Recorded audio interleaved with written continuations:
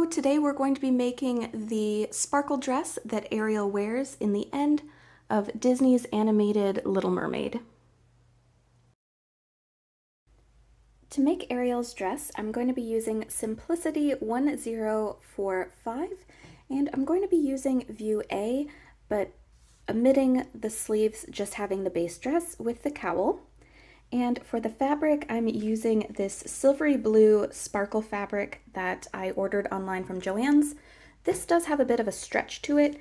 However, the pattern is for woven fabrics, so you can definitely use a fabric that does not have a stretch to it. It's currently in a plastic bag because it does shed glitter everywhere. I went ahead and serged all of the edges of the base dress pieces, and I did run into issues with my serger skipping stitches, and I think that's because of the fabric itself. The glitter is sprayed onto it with some sort of adhesive, and I did run into issues with the glitter gumming up the needle of my serger and the sewing machine, so I think that is the reason behind it. I also didn't have enough fabric to have the whole full-length dress, so I ended up cutting the part that's shorter and has kind of a high-low design. Sew the center front piece to the two side front pieces. On the left side, we're going to sew it all the way down to the hem. However, on the right side, we're going to sew it down partially to leave the slit in the dress. On the side with the slit, press the seam open, then fold the remaining fabric over, and we're going to sew it into place, leaving about 2 inches free on the end for hemming later on. So we're going to sew the fabric down, around, and back down, again leaving some space at the bottom. Fold the front drape piece in half and sew it together along the shorter sides. Take the drape piece and match it up to the shoulder seams on the front of the dress, and we're going to gather it so that it fits in between the dots marked on the pattern, and sew it in place so it looks something like this. After the drape has been gathered and sewn onto the shoulder seams, we're then going to sew the raw edge of the drape to the collar of the dress, and that's going to give us that nice drape swoosh fabric in the front of Ariel's dress. Sew the side back pieces to the back pieces of the dress. Then, since this material is stretchy, I'm not going to worry about putting a zipper in the back of it, so I went ahead and sewed the two back panels together along the center back seam.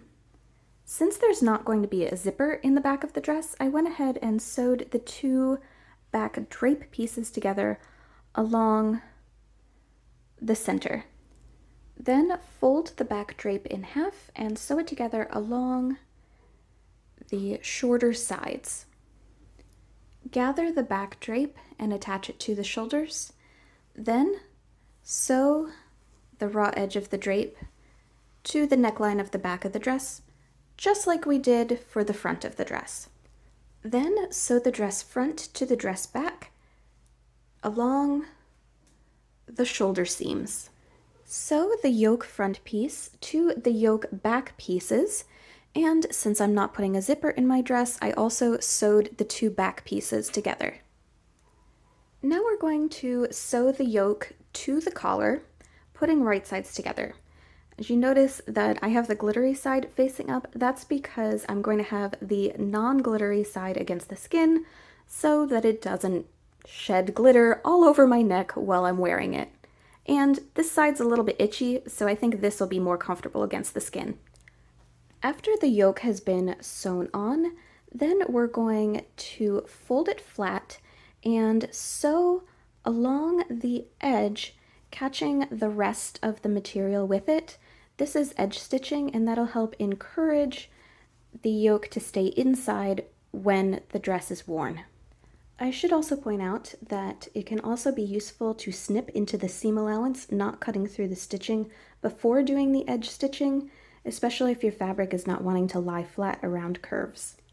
Now that we're done messing with the collar, we can go ahead and sew the front of the dress to the back of the dress along both of the side seams.